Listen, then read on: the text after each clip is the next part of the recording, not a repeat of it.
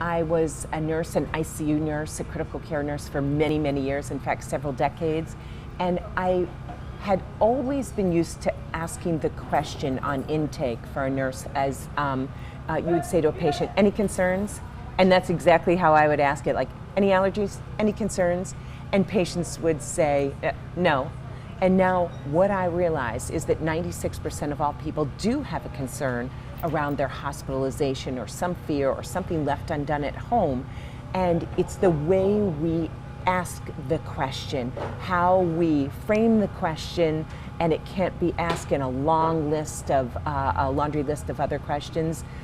It's best asked after there's a relationship developed and a trust developed with the patient. What I do is I try to get the audience to get inside the head of the patient to realize what the experience looks like from their side, help us to be sensitive to that, to recognize patient fears, and to exercise empathy. I just happen to love the Adventist mission. I mean, there is none like it. It is bold, bold, bold. To share God's love is a really tough thing to live up to.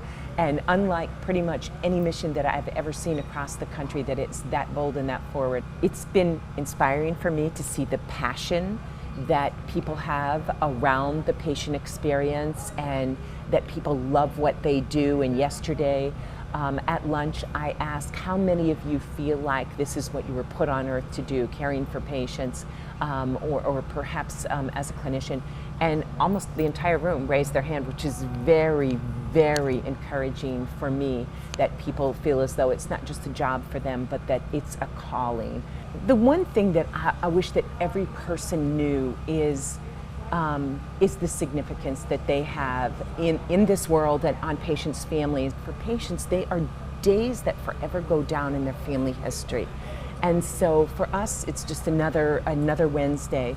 For families, it's the day that their father was diagnosed with cancer. It was the day that they were declared free of breast cancer at the 5-year mark.